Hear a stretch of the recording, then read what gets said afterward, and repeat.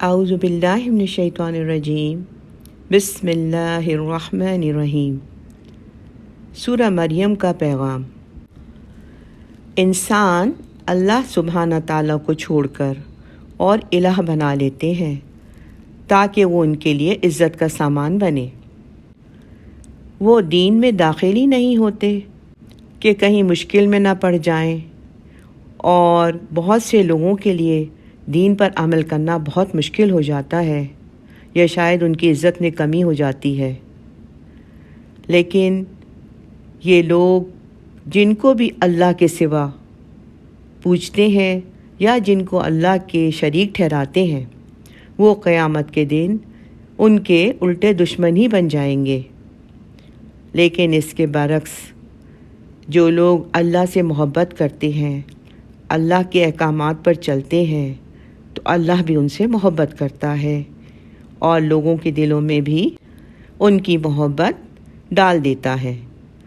یہ سب ان کے نیک اعمال کے سبب ہوتا ہے۔ اس صورت میں اگر ہم دیکھیں تو اس میں رشتوں، خاندان، محبت کا بہت ذکر ہے۔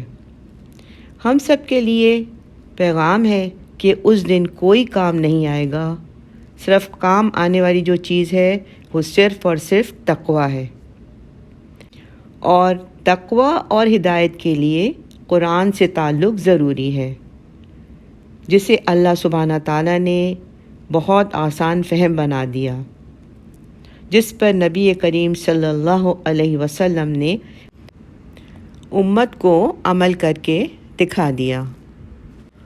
اس صورت میں رحمان، رحم اور رحمت کا لفظ بار بار آئے ہیں۔ رحم ماں کے رحم سے ہے کہ ماں جو ہے وہ رحمت اور رحم کا سمبل ہوتی ہے۔ اگر خاندانی زندگی کی بات کی جائے، اولاد کی بات کی جائے یا وراثت کی بات ہو تو اس کا انحصار بھی ماں پر ہے۔ عورت اپنے خاندان کی اصلاح کرتی ہے، اگرچہ مرد کی بھی ذمہ داری ہے، مگر بڑا رول عورت ہی پلے کرتی ہے۔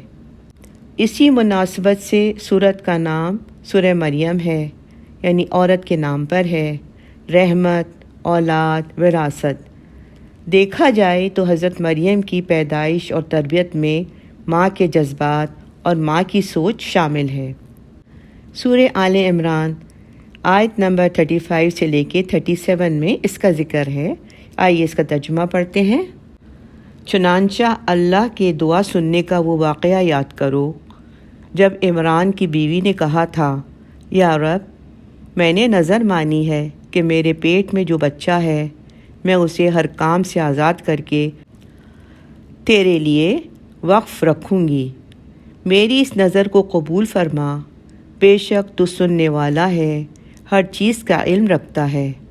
پھر جب ان کے لڑکی پیدا ہوئی تو وہ حسرت سے کہنے لگیں، یا رب، یہ تو مجھ سے لڑکی پیدا ہو گئی ہے، حالانکہ اللہ کو خوب علم تھا کہ اس کے ہاں کیا پیدا ہوا ہے، اور لڑکا لڑکی جیسا نہیں ہوتا۔ میں نے اس کا نام مریم رکھ دیا، اور میں اور اس کی اولاد کو شیطان مردود سے حفاظت کے لیے آپ کی پناہ میں دیتی ہوں۔ چنانچہ اس کے رب نے اس مریم کو بطور طریق احسن قبول کیا اور اسے بہترین طریقے سے پروان چڑھایا، اور زکریا علیہ السلام اس کے سرپرست بنے۔ جب بھی زکریا علیہ السلام ان کے پاس ان کی عبادت گاہ میں جاتے، ان کے پاس کوئی رزق پاتے، انہوں نے مریم سے پوچھا، مریم، تمہارے پاس یہ چیزیں کہاں سے آئیں؟